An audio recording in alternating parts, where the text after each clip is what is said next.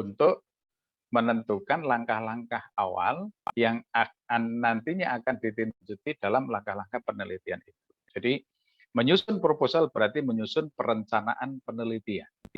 Ya, maka ketika target perkuliahan ini target perkuliahan ini Bapak Ibu diwajibkan untuk menghasilkan 5 karya proposal, ya upayakan rancangan-rancangan proposal itu adalah rancangan-rancangan proposal yang betul-betul disiapkan untuk nantinya diteliti gitu.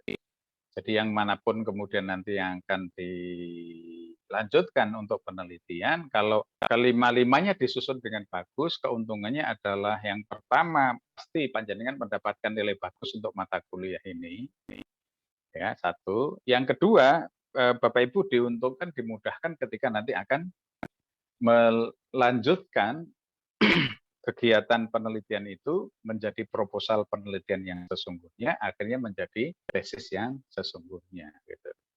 Ini dimudahkan kalau proposalnya sudah bagus. Ya.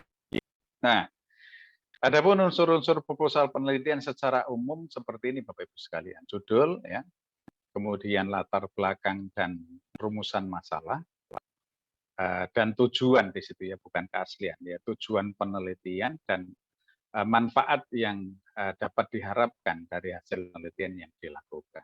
Jadi di dalam setelah di judul itu kemudian bagian pertama terpenting adalah latar belakang, background ya.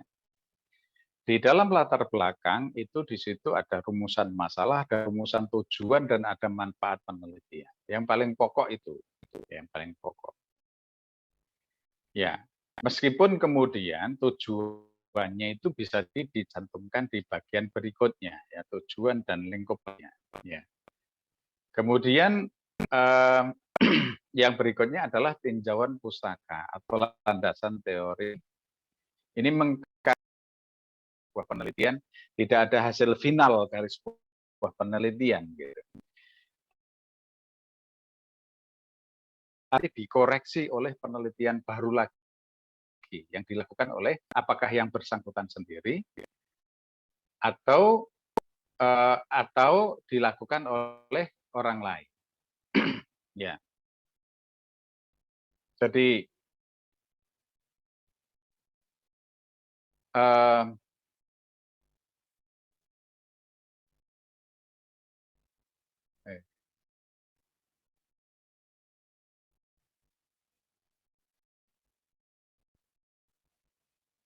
jadi di dalam sebuah proses penelitian itu sebuah proses yang berlangsung terus-menerus.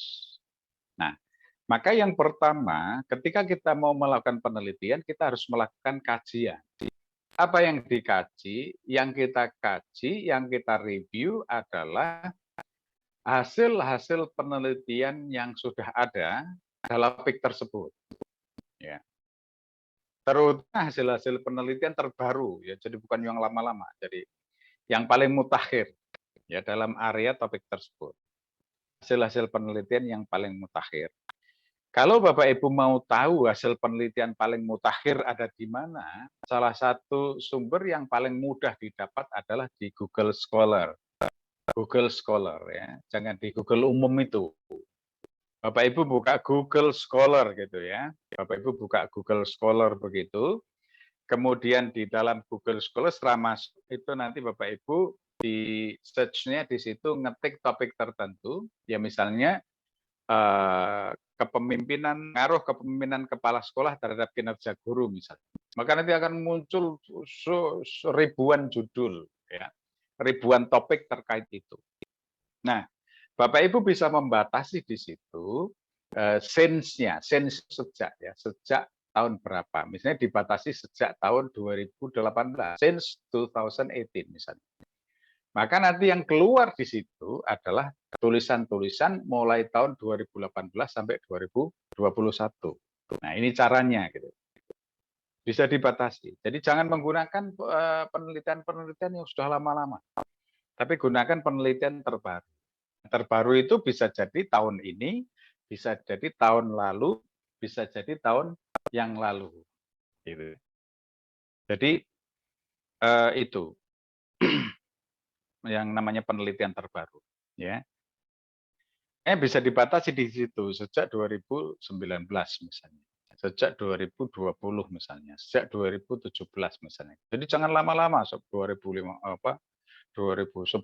bahkan tahun 80-an dan sebagainya, jangan.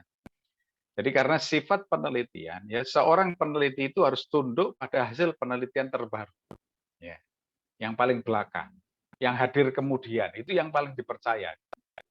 Ya, jadi maka ketika kita menengok, ya, review, ya, kita melihat hasil-hasil penelitian yang ada petanya kayak apa, ya, peta hasil penelitian yang sudah ada kayak apa, ya, kemudian hasil penelitian yang kita hasil penelitian yang kita tampil apa namanya setelah kita tahu petanya, lalu kita mau melakukan pengembangan di sisi mana dari penelitian kita, ya, dan hasil penelitian kita itu nantinya juga akan dikaji kembali. Gitu. Maka pertama kita kaji hasil-hasil penelitian yang sudah ada, berikutnya juga kita kaji teori-teori yang sudah ada yang terkait dengan itu sebagai landasan. Ada teori yang menyatakan bla bla bla bla.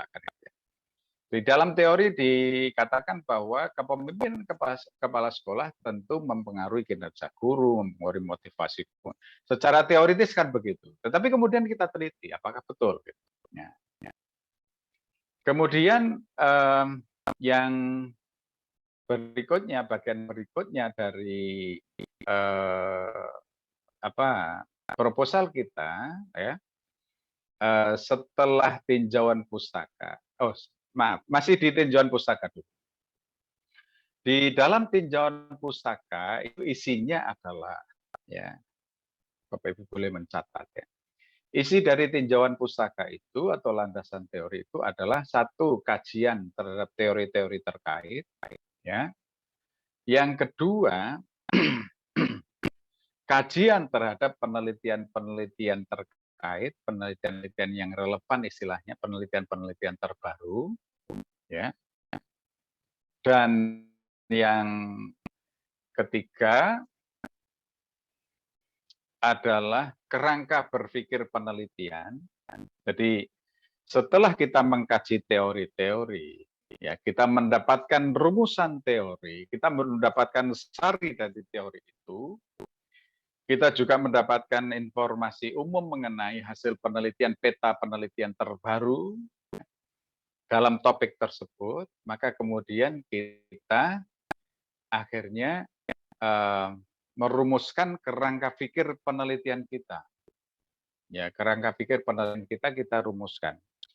Ya, jika ini begini, ya, maka begini, begini, begini dan seterusnya. Itu alur pikir penelitian kita kayak apa. Yang kemudian nanti kita skemakan, dibuat skema.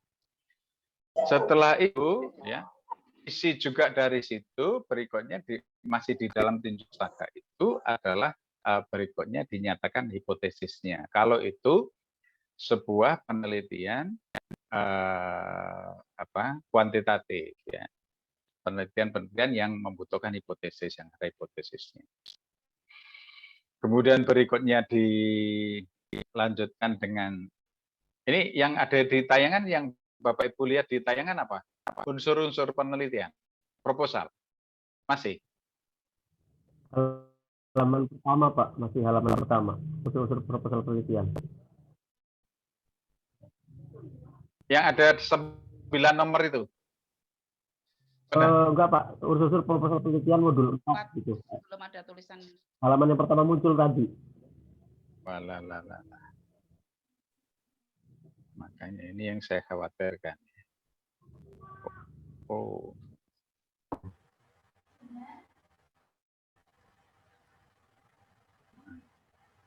Ini apa yang kelihatan sekarang? Ampun, Pak, ini ya. Sudah muncul. Iya. Padahal tadi saya bicara lama ini. ya. Bisa membayangkan tadi ya. Tapi ya. Baik, sekarang saya sudah sampai di hipotesis.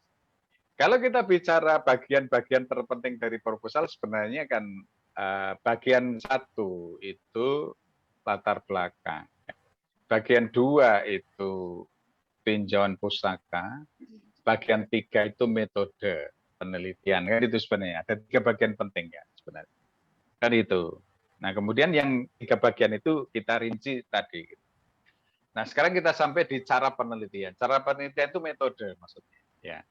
Jadi saya ulangi ya. Saya ulangi. Bagian terpenting ya dari bagian besar ya dalam setelah judul ya tentu ya. Bagian besar dalam proposal kita itu bisa kita bagi menjadi 3 inti, bagian inti. Kalau judul itu kan bagian awal. Ya, bagian awal itu nanti ada halaman judul ya, kemudian ada lembar pengesahan gitu kan. Lembar pengesahan lembar pengesahan dari pembimbing itu gitu ya. Dan nanti juga ada lembar pengesahan ya, ada pembimbing yang mengetahui kaprodi itu misalnya gitu. Ada daftar isi dan sebagainya gitu. Itu bagian-bagian awal. Sedangkan bagian intinya itu ada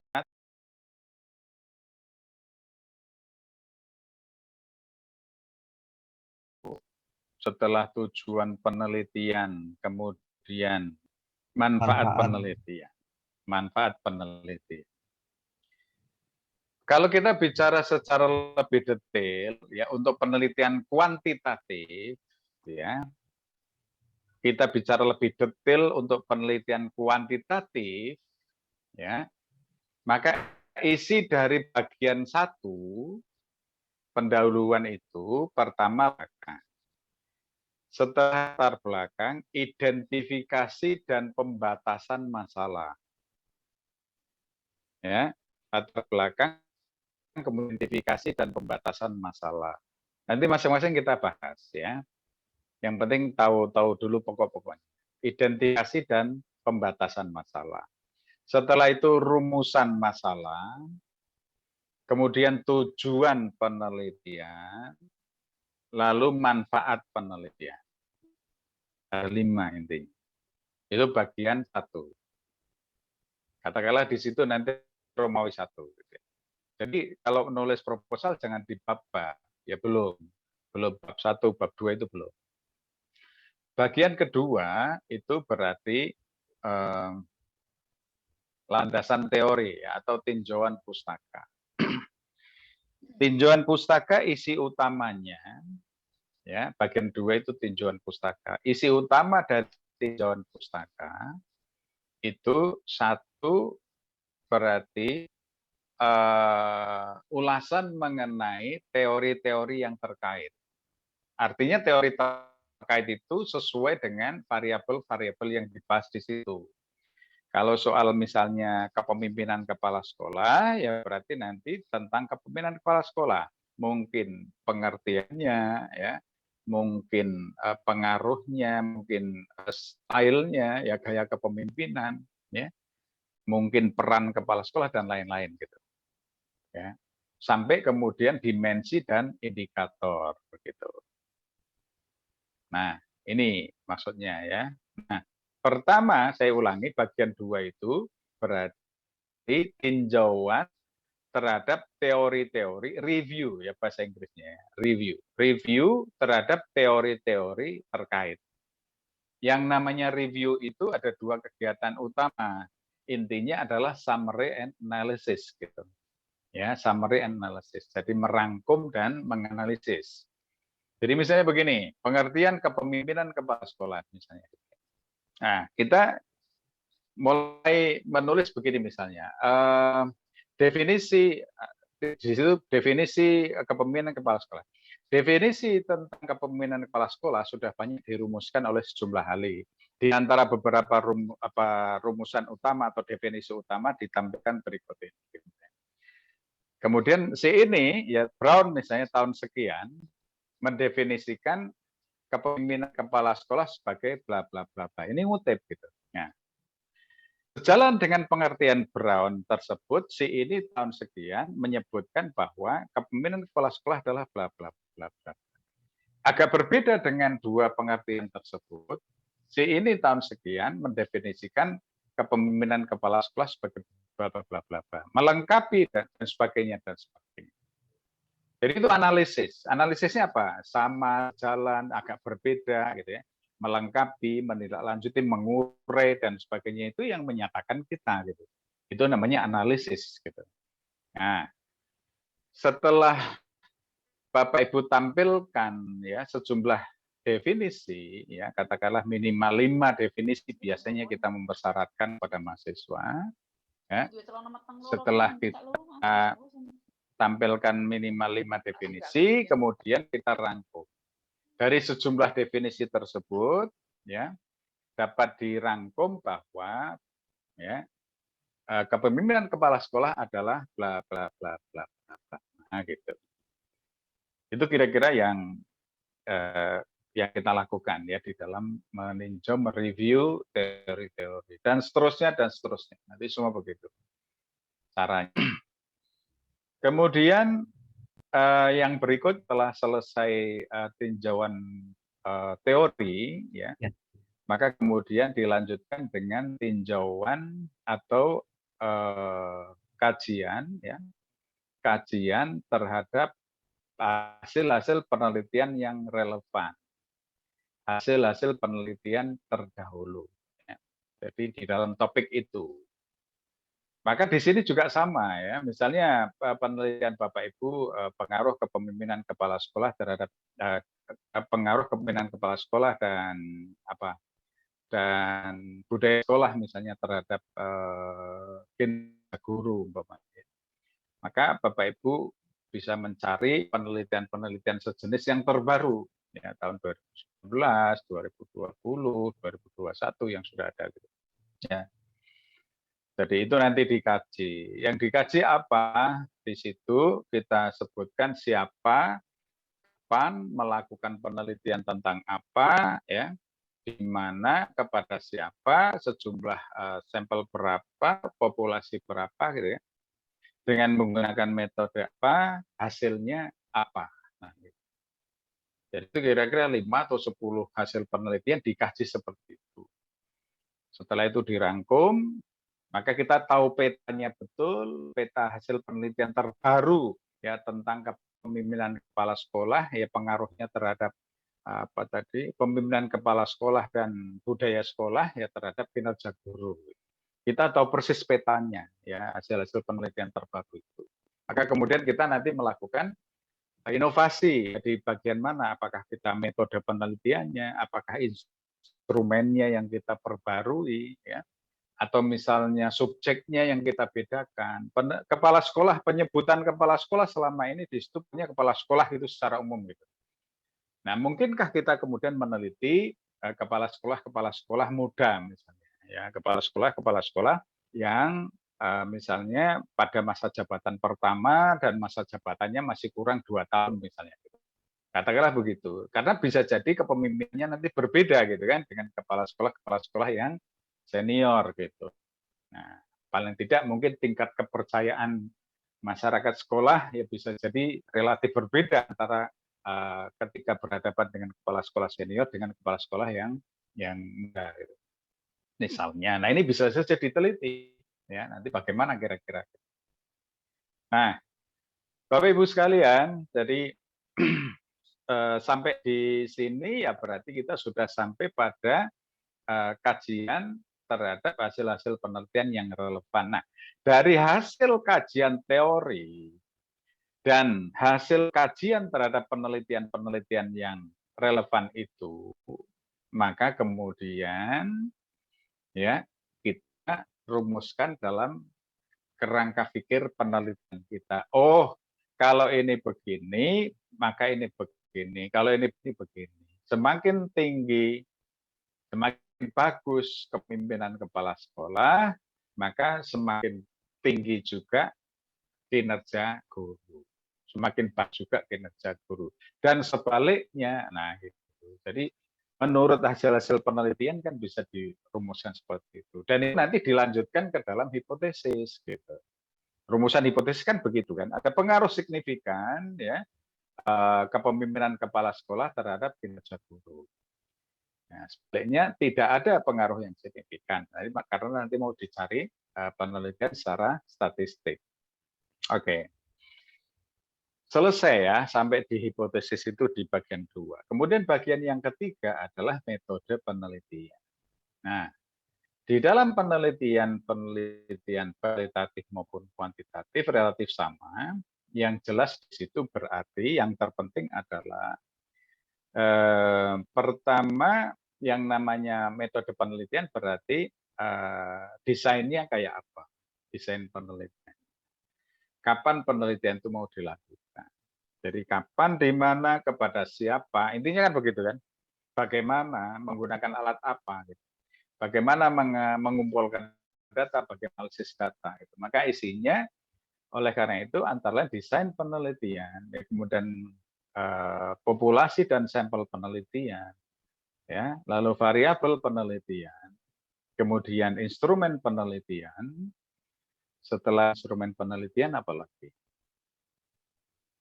Metode pengumpulan data, ya, kemudian dilanjutkan dengan metode analisis data. Nah, sampai di situ ya. Jadi yang namanya proposal ya berarti sampai dengan metode analisis data. Artinya di sini bukan laporan, tetapi itu merupakan rancangan, ya, perencanaan untuk melakukan penelitian. Ya. Jadi rancangan atau cara untuk melakukan penelitian. Nah, kemudian di akhir nanti diakhiri ini bagian utama itu ada hanya 3 ya, hanya 3 itu. Bagian 1 berupa pendahuluan tadi isinya itu, ya. Bagian kedua tinjauan pustaka, ya. Dan bagian ketiga metode penelitian. Di bagian akhir ya nanti ada daftar pustaka, ada lampiran-lampiran yang dibutuhkan. Lampiran itu misalnya ya lampiran itu umpamanya berarti apa? Instrumen penelitiannya misalnya gitu nanti.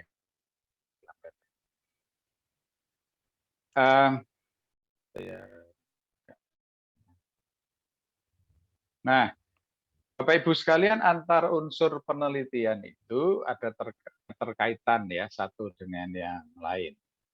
Nah, kira-kira keterkaitannya seperti ini. Jadi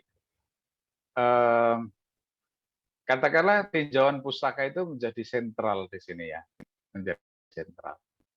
Nah, betapapun sesungguhnya yang paling sentral lagi adalah rumusan masalah gitu. Sebenarnya gitu, rumusan masalah. Karena rumusan masalah itu nanti merupakan rangkuman dari latar belakang, ya.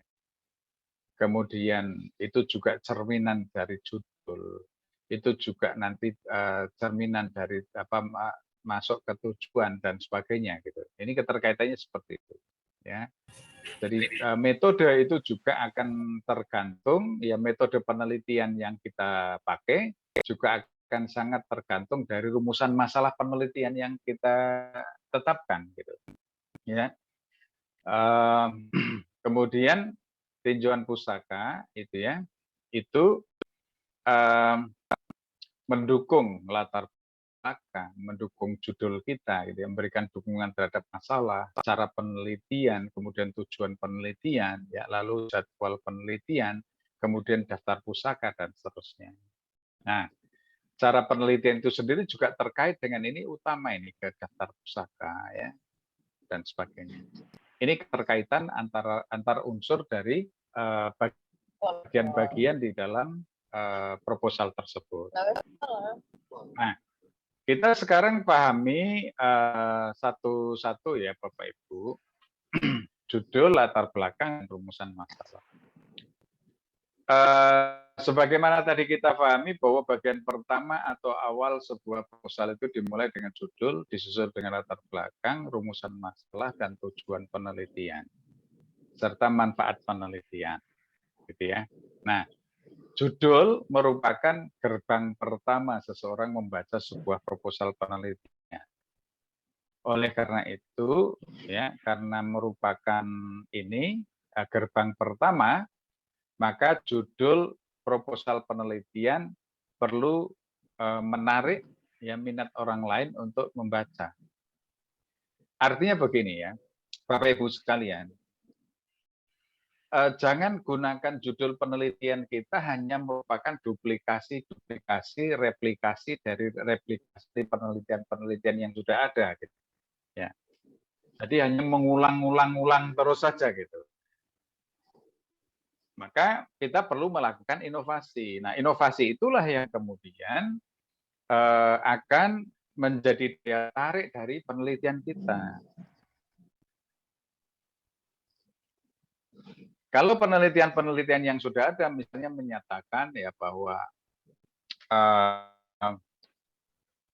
kepemimpinan kepala sekolah itu hanya pokoknya menyatakan kepemimpinan kepala sekolah, ya mungkin tariknya nanti kepemimpinan kepala sekolah muda, gitu, atau kepemimpinan kepala senior, atau bahkan misalnya kepemimpinan kepala sekolah. Bagaimana kalau kepemimpinan kepala sekolah perempuan misalnya, atau kepemimpinan kepala sekolah di misalnya ada klaster sekolah, ada klasifikasi sekolah, ya, misalnya apakah itu sekolah di perkotaan, ya sekolah di pinggiran, sekolah di pedesaan misalnya. Nah, maka saya yakin ini mempunyai daya tarik tersendiri. Maka nanti ketika mengajukan judul-judul peneliti untuk proposal Bapak Ibu, ya untuk penelitian tesis, ya coba Bapak Ibu baca-baca dulu sebanyak mungkin judul, kemudian Bapak Ibu merumuskan sebuah judul yang baru. Nah, hal berikutnya yang perlu mendapat perhatian juga bahwa judul perlu singkat tetapi bermakna dan tentu saja harus jelas terkait dengan isinya. Judul karya ilmiah berbeda dengan judul novel, ya judul lain gitu. Jadi harus sangat jelas keterkaitannya. Ya, kalau buku cerita bisa sembarang saja gitu ya. Nah, yang berikutnya latar belakang. Latar belakang itu isi utamanya, Bapak Ibu sekalian, ya pertama mengurai tentang mengapa kita memilih permasalahan penelitian tersebut. Jadi misalnya tadi kenapa kepemimpinan kepala sekolah ya pengaruhnya terhadap kinerja guru gitu. Kenapa dengan budaya sekolah ya keterkaitannya dengan kinerja guru. Nah, jadi di dalam latar belakang itu menjelaskan itu. Mengapa kita memilih permasalahan ini? Gitu. Ada apa sesungguhnya? Jadi makanya kita harus tahu pentingnya kepemimpinan kepala sekolah. Bahwa kepemimpinan kepala sekolah menurut teori ini kan gitu kan, ini akan sangat menentukan keberhasilan sekolah itu. Nah, karena kepala sekolah memiliki peran bla bla bla bla bla bla menurut teori ini kan gitu kan. Lagi kuliah. Di sini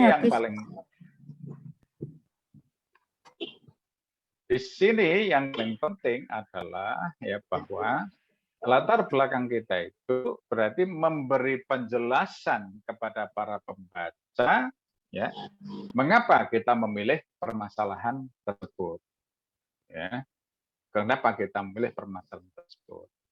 Yang berikutnya, apakah ada opini independen yang menunjang diperlukannya penelitian? Mengapa penelitian ini diperlukan? Jadi pertama, mengapa masalah itu dipilih? Yang kedua, mengapa penelitian ini diperlukan? Gitu. Jadi di situ. Jadi argumentasi penulis didukung dengan hasil-hasil penelitian yang sudah ada, didukung dengan teori-teori yang sudah ada, gitu diperkuat gitu. Jadi ingat ya bahwa peneliti tidak boleh kemudian hanya klaim-klaim saja, ya. Tidak bisa kita hanya mengatakan betapa pentingnya kedudukan kepala sekolah dalam rangka ini misalnya. Karena kepala sekolah itu merupakan leader, kepala sekolah juga merupakan educator bagi para bawahannya, bagi para gurunya misalnya. Boleh kita mengatakan begitu, tetapi tidak boleh klaim berhenti di situ, tetapi harus kita dukung dengan teori-teori yang ada, kita dukung dengan hasil-hasil penelitian yang sudah ada. Jadi intinya latar belakang kita mengemukakan dua hal ini. Ya. Mengapa kita memilih permasalahan itu? Apa sih pentingnya? Ya. Yang kedua, apa sih perlunya kita melakukan penelitian tentang itu? Gitu. ngapain diteliti. Nah, gitu. Oke. Nah, yang berikutnya ini ya. Nah, berikutnya rumusan masalah, permasalahan ya, rumusan permasalahan, rumusan masalah. Rumusan masalah perlu ditulis secara singkat, jelas, mudah dipahami, dan mudah dipertahankan. Artinya ketika nanti diuji ya itu jelas gitu.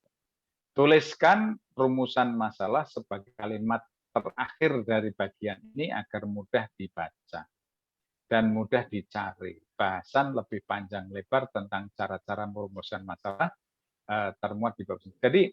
Jadi perumusan masalah ya, perumusan masalah itu diletakkan di bagian akhir dari setelah latar belakang. Jadi persoalan-persoalannya tadi dikemukakan ya. Kemudian diidentifikasi persoalan-persoalan itu ya akhirnya diperas menjadi rumusan masalah tersebut gitu ya. Nah, kalau keaslian saya kira cukup jelas lah gitu ya.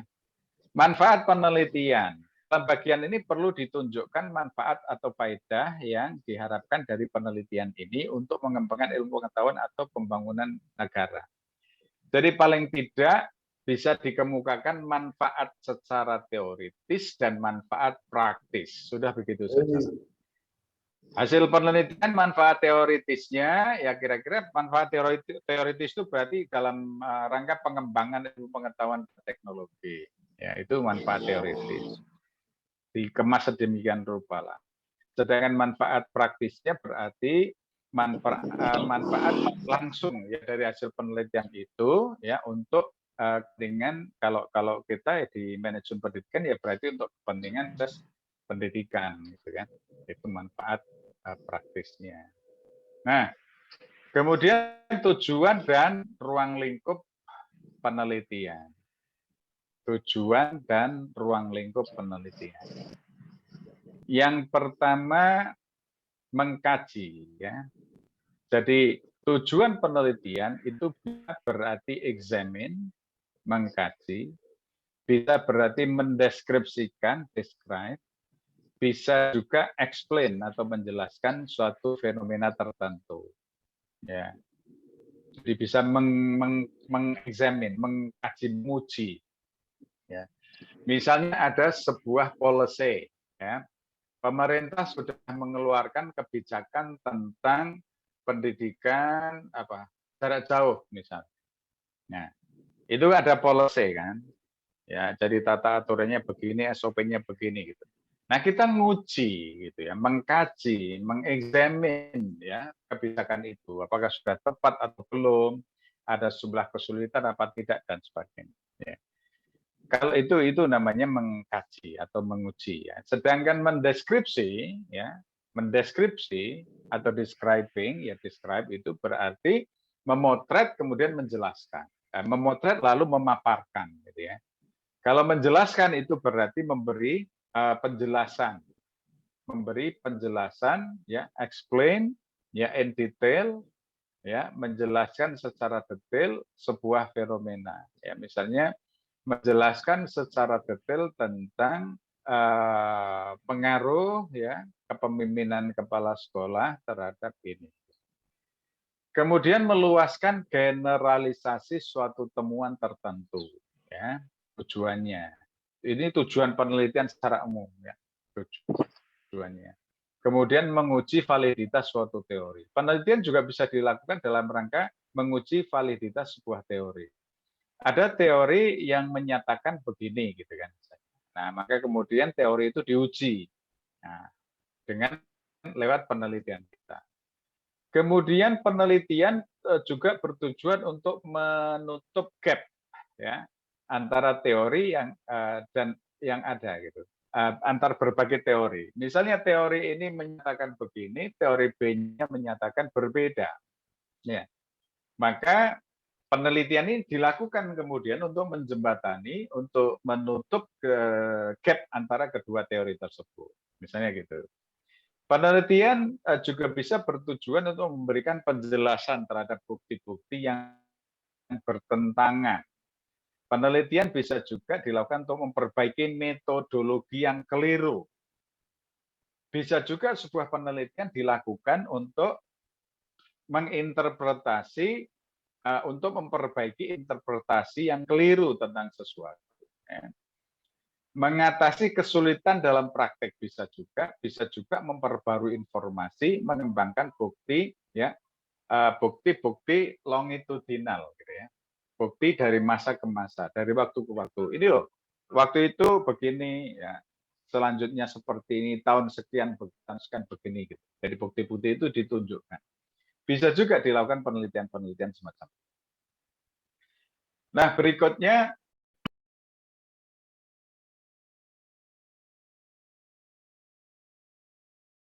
belakang teoritis dari permasalahan yang diteliti, yang paling banyak ini ya menjadi landasan teori, ya, yang paling banyak yang dilakukan kalau penelitian manajemen pendidikan yang ketiga ini.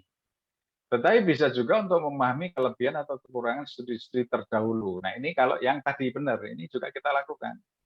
Jadi penelitian yang kita lakukan sekarang, ya, hendaknya jangan hanya mereplika, menduplikasi penelitian-penelitian yang sudah ada, mengulang-ulang penelitian-penelitian yang sudah ada, ya. Tetapi juga harus kita upayakan untuk ada inovasi-inovasi. Ya, ada pengembangan-pengembangan, ada pembaruan-pembaruan di dalam penelitian kita itu. Ya, saya bisa memberikan contoh misalnya begini Bapak Ibu sekalian. Katakanlah dalam sebuah topik penelitian tentang manfaat diskusi kelompok misalnya. Manfaat diskusi kelompok untuk meningkatkan hasil belajar. Misalnya penelitian-penelitian yang sudah lalu menunjukkan bahwa diskusi kelompok itu bisa meningkatkan prestasi belajar siswa secara signifikan, itu terbukti. Nah, tetapi kemudian peneliti berikutnya seharusnya tidak mengulang kembali, ya, hanya kelompok begitu, tapi misalnya diskusi kelompok besar, misalnya gitu, atau diskusi kelompok kecil, misalnya. Nanti harus ada yang meneliti begitu. Berikutnya ada yang meneliti nanti diskusi kelompok berdasarkan kemampuan siswa, diskusi kelompok berdasarkan jenis kelamin siswa misalnya, dan sebagainya. Jadi selalu ada inovasi, pengembangan. Maka akhirnya kita bisa memperoleh pemahaman yang komprehensif ya terhadap semua hal itu terkait dengan topik tersebut. Nah, juga tinjauan pusaka itu digunakan untuk menghindari duplikasi yang tidak perlu. Nah, ini ya, jadi duplikasi. Jangan sampai penelitian kita itu kemudian hanya menduplikat gitu. Ya, menduplikat hasil penelitian orang lain. Buat apa kalau itu? Berarti kita tidak melakukan penelitian kan kalau begitu kan?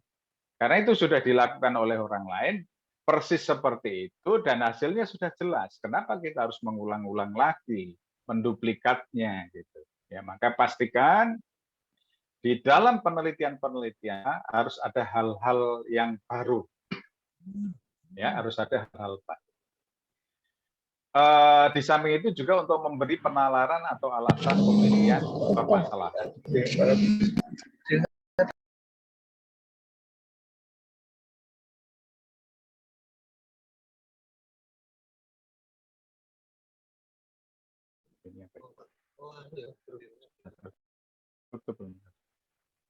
Oh, sudah. Oh, ini. Nah, ada ini Bapak Ibu sekalian. Saya ingin menunjukkan ini saya yang itu saya stop dulu, saya belokkan ke sini. Ini. Nah, ini Bapak Ibu sekalian, ya.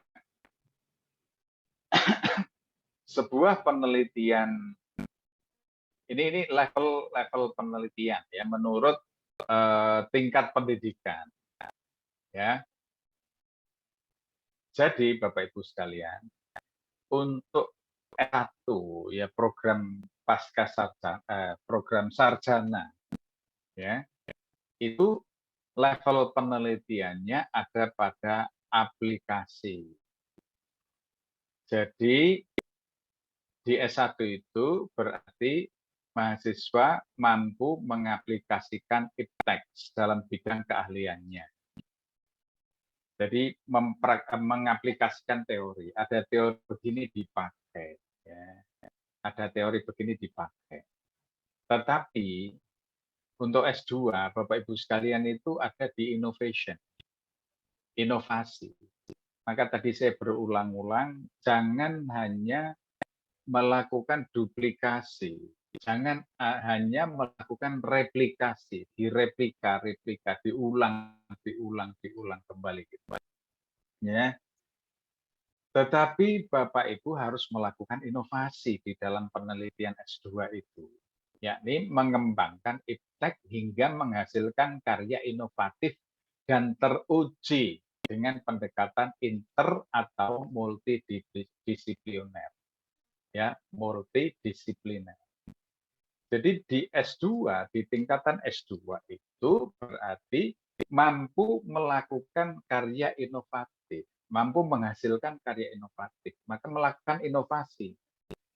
Kalau tadi penelitian yang sudah ada itu, ya, penelitiannya adalah kepemimpinan kepala sekolah.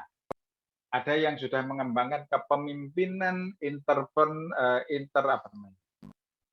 kepemimpinan transformasional kepala sekolah. Maka mestinya ada yang kepemimpinan kepala sekolah, sekolah pinggiran, kepemimpinan kepala sekolah muda, kepemimpinan kepala sekolah senior, nah, misalnya gitu. Jadi ada inovasi-inovasi. Ya. Bahkan ini dipersyaratkan sebenarnya seharusnya menghasilkan karya inovatif, ya, harusnya gitu. Sedangkan di penelitian doktor, ya S3 itu invention, ya, menciptakan iptek hingga menghasilkan karya kreatif, ya, original dan teruji. Ya. Kalau saya penelitian disertasi saya menghasilkan proses pembelajaran bahasa Inggris dengan memanfaatkan, dengan memadukan, ya, antara memadukan antara skills, ya, listening, speaking, reading, dan writing itu dengan konteks pembelajaran secara alami, gitu. Jadi listening, speaking, reading, dan writing dengan konteks pembelajaran secara alami, di mana ini akhirnya bisa dicapai dengan baik. Ini sudah diterapkan di S1. Jadi ada invention, ya, kalau di S3. Nah, Bapak Ibu, panjenengan semua sekarang ada di S2, maka tahapannya harus ini. Tidak lagi hanya mengaplikasikan. Ya. Ada teori-teori tertentu, tidak hanya diaplikasikan, tapi bagaimana, sejauh mana Bapak Ibu bisa menghasilkan karya inovatif. Jadi melakukan innovation. Agar tidak masih dalam level S1 penelitian kita. Ya. Gitu ya, saya kira. Ini kita hampir jam 5. Saya kira sebentar lagi kita akhiri. Oke. Kembali kita ke mana?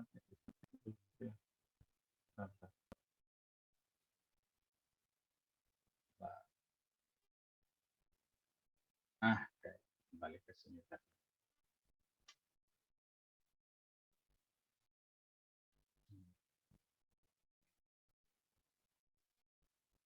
Ya, kita kembali ke sini.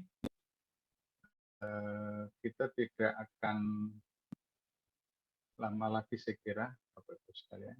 Landasan teori dan hipotesis.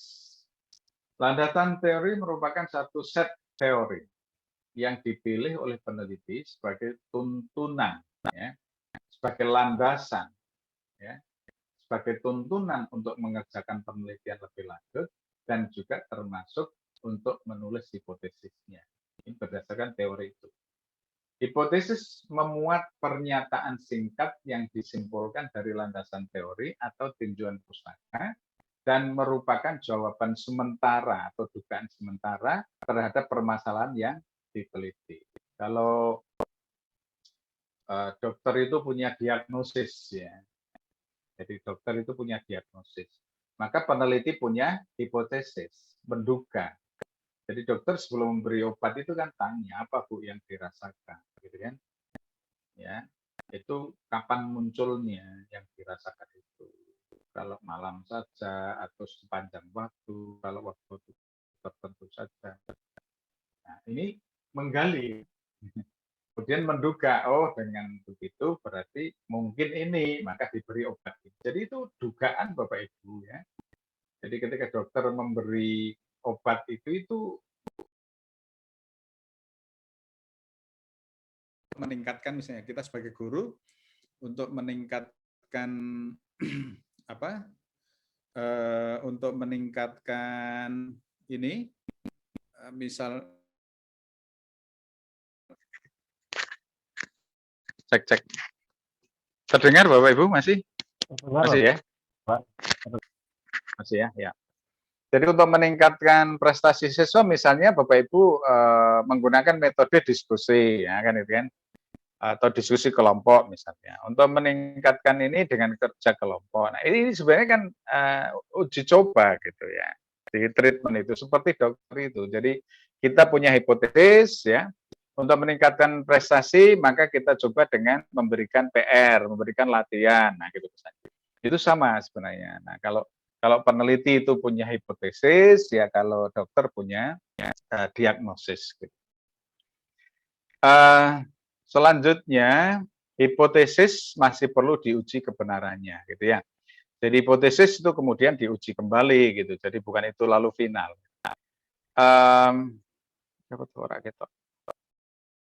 Nah, cara penelitian dan jadwal penelitian ini metode, ya, metode. Jadi di dalam metode itu tadi seperti saya sampaikan, ya disampaikan mengenai tahap penelitian yang akan dilakukan. Ya.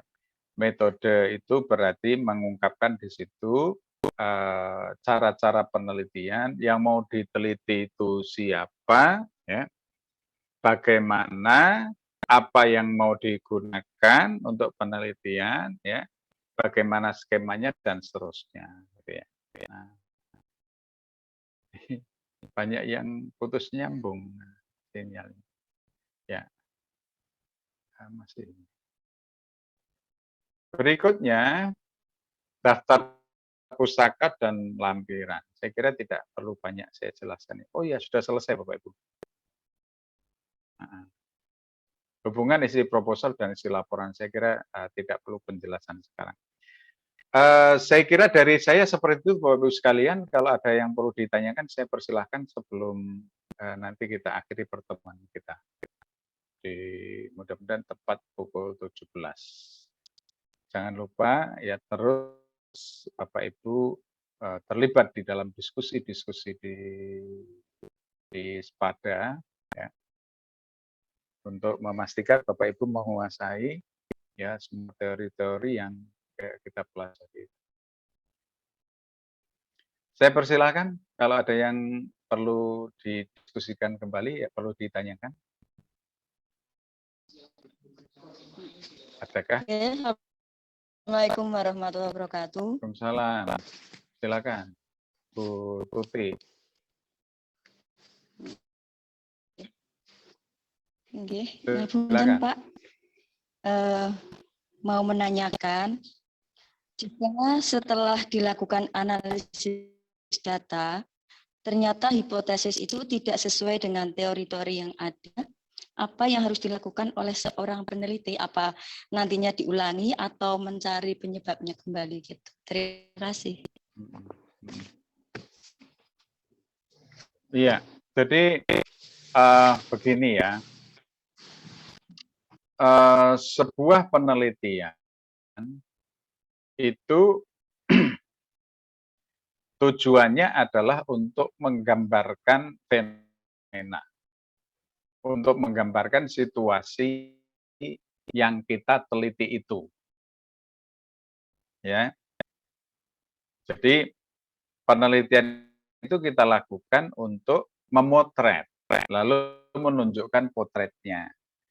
Maka tidak menjadi masalah ya hasil penelitiannya nanti apakah terbukti ada pengaruh atau justru terbukti tidak ada pengaruh, itu nggak apa-apa, Mbak, nggak salah. Jadi kalau tidak ada pengaruh kemudian tidak perlu kemudian diteliti kembali. Maka bagus tidaknya hasil penelitian tesis jenengan nanti itu tidak ditentukan oleh apakah terbukti ada pengaruh, misalnya kalau jenengan meneliti pengaruh gitu ya, misalnya. Itu tidak tergantung itunya, ya. Ketika hasil penelitian panjenengan kemudian menunjukkan tidak ada pengaruh, ya, yang signifikan kepemimpinan kepala sekolah terhadap kinerja guru misalnya. Dan ini sudah sudah betul-betul panjenengan lakukan dengan benar ya penelitiannya, maka tidak masalah, tidak perlu diulang kembali. Jadi yang menentukan bagus tidaknya maaf sebentar. Kok jadi gelap. Yang menentukan bagus tidaknya penelitian jenengan bukannya pada terbukti bahwa penelitian akhirnya menunjukkan pengaruh atau tidak gitu. Jadi kalau nanti hasilnya tidak ada pengaruh nggak apa-apa. Jadi jangan takut nanti berarti penelitian jenengan gagal, itu enggak. Jadi saya ulangi, penelitian tidak bertujuan untuk membuktikan bahwa ada pengaruh variabel X ke variabel Z, tetapi penelitian digunakan untuk menunjukkan potret ya dari situasi yang sebenarnya. Gitu ya. Oke. Ini ada pertanyaan dari Pak Fatur Rahman di chat ya. Apa bedanya penelitian yang terdahulu dengan duplikasi penelitian? Begini maksudnya, Pak. Jadi di dalam melakukan penelitian kita memang harus mengkaji penelitian-penelitian terdahulu. Artinya penelitian-penelitian yang sudah ada dalam topik itu. Kita harus ya wajib mengkajinya. Tetapi penelitian terdahulu itu kita jadikan sebagai pijakan, gitu loh. Jadi ini loh, penelitian terdahulu menunjukkan bahwa diskusi kelompok itu punya pengaruh signifikan terhadap pengaruh positif dan signifikan terhadap peningkatan prestasi siswa. Ini loh, kepemimpinan kepala sekolah itu punya pengaruh signifikan terhadap kinerja guru. Semakin bagus kepemimpinan kepala sekolah, maka semakin tinggi juga kinerja guru. Dan sebaliknya, semakin rendah kinerja kepemimpinan kepala sekolah, semakin rendah juga kinerja guru. Misalnya gitu. Nah, jadi yang namanya penelitian terdahulu itu dikaji, ditunjukkan begitu, Pak. Tetapi kemudian ketika kita melakukan penelitian, kita tidak mengulang lagi yang itu, Pak, maksudnya. Gitu kan? Karena kalau kita mengulang lagi itu berarti kita menduplikasi. Maka kita misalnya pengaruh kepemimpinan kepala sekolah muda, nah misalnya terhadap kinerja guru, gitu. Itu ada inovasi. Nah, itu maksudnya ya. Jadi yang dimaksud dengan yang saya nyatakan bahwa penelitian terdahulu harus kita kaji, kita jadikan landasan, kita jadikan pijakan pertama ya untuk melakukan penelitian kita. Justru kita nanti melakukan kegiatan inovasi dari situ. Karena ini pengaruh terus gitu ya. Pengaruh kepemimpinan kepala sekolah. Itu kok kepemimpinan kepala sekolah secara umum semua. Nah, saya mau melakukan inovasi, sudahlah akan saya batasi kepemimpinan kepala sekolah perempuan. Nah, akan saya lihat nanti bagaimana pengaruhnya. Nah, gitu loh. Sama enggak dengan kalau kepemimpinan kepala sekolah nanti yang laki-laki gitu. Nah, itu ya maksudnya ya Pak. Jadi kajian terhadap penelitian yang terdahulu itu bukan untuk kita duplikasi, bukan untuk kita tiru sepenuhnya, tetapi justru kita jadikan pijakan untuk kita lakukan pengembangan, inovasi. Ya.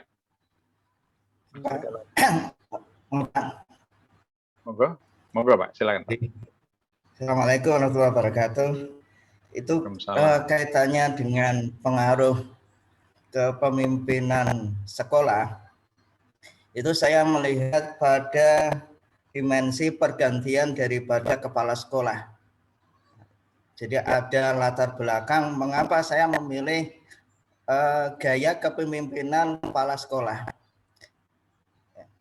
Ketika kepala sekolah dahulu itu memiliki gaya kepemimpinan laissez-faire, artinya membiarkan dari guru ataupun komponen-komponen pendidikan untuk melakukan kegiatan-kegiatan dalam pembelajaran, tetapi kemudian ketika ada kepala sekolah yang baru, kemudian memiliki gaya kepemimpinan yang berbeda, itulah yang saya kaji gitu. Jadi ini kaitannya dengan kepemimpinan seseorang yang diganti, kemudian gaya kepemimpinannya juga terjadi pergantian. Nah, inilah yang menjadi inovasi saya. Kemudian ada program-program yang menjadikan kinerja guru dan prestasi siswa itu sendiri. Terima kasih. Oke, begini Pak Fatur. Halo, jelas ya. Pak Fatur, begini Pak Fatur. Kajian Bapak yang Bapak lakukan itu kajiannya bukan pada situasi nyata yang lalu dengan membandingkannya dengan sekarang. Bukan.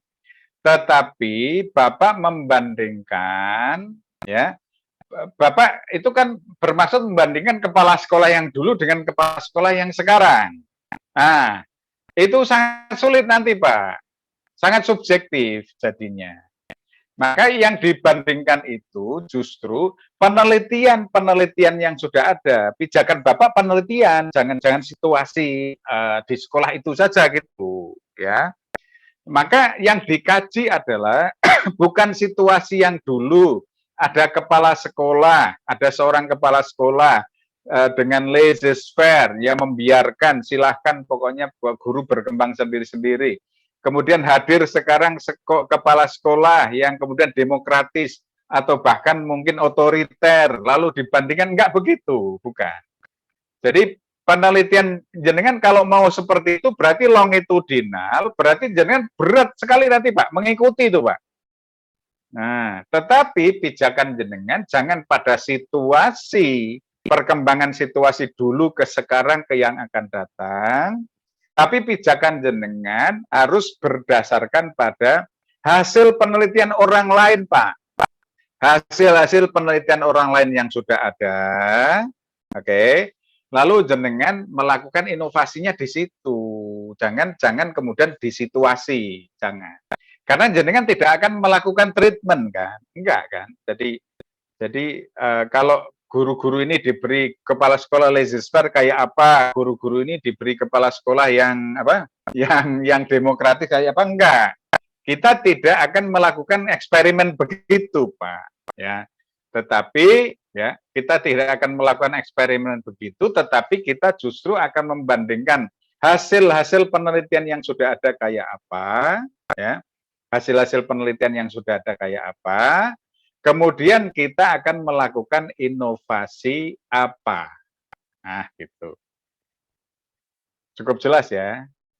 Jadi jangan membandingkan kayak Pak Fatur Rahman, dulu kepala sekolahnya begini, sekarang kepala sekolahnya begini, lalu dibandingkan, enggak, bukan itu. Ya, tetapi yang mau inovasinya adalah di hasil penelitian yang sudah ada, kayak apa, lalu sekarang kita mau melakukan inovasi kayak oke. Ada lagi? Monggo, kalau ada. Kalau tidak, mungkin kita akhiri dulu ya, sudah sore, sudah lewat dari jam 5 ini, rupanya, nggak terasa. Oke, sementara gitu ya Bapak Ibu sekalian, mudah-mudahan bermanfaat apa yang kita bahas sore ini. Silakan Bapak Ibu terus saja berdiskusi lewat Spada, ya. Kaji materi-materi yang saya kirim, dibaca, dipelajari, kemudian tuangkan di dalam ya, jangan kurang baca ya. Jadi jangan menggunakan pendapat-pendapat kita terus gitu, karena kita memang kurang baca. maka gunakan pendapat-pendapat para ahli ya untuk berdiskusi. Ya, ada sanadnya, ada dasarnya, ada landasan teorinya gitu ya. Kemudian kita gunakan untuk berdiskusi dengan teman-teman. Saya kira itu untuk pertemuan hari ini. Silakan lanjutkan kegiatan Bapak Ibu di Spada. Kemudian untuk pertemuan mendatang bisa sesuai jadwal atau bisa juga lebih mendahului jadwal. Ya, saya mengingatkan kerja kelompoknya segera diselesaikan. Ya, kerja kelompoknya agar nanti bisa mendapatkan karya terbaik ya yang dikirim ke saya. Baik, terima kasih atas perhatian Bapak Ibu, semoga bermanfaat, semoga sehat semua, ya semoga dimudahkan semua dan sukses semua. Amin. Ya Rabbal Alamin. Terima kasih. Assalamualaikum warahmatullahi wabarakatuh. Mari kita tutup bersama dengan membaca hamdalah. Alhamdulillahirabbil alamin. Terima kasih Bapak. Assalamualaikum warahmatullahi wabarakatuh. Terima kasih. Ya. Hai Bu Wiwi. Jeng.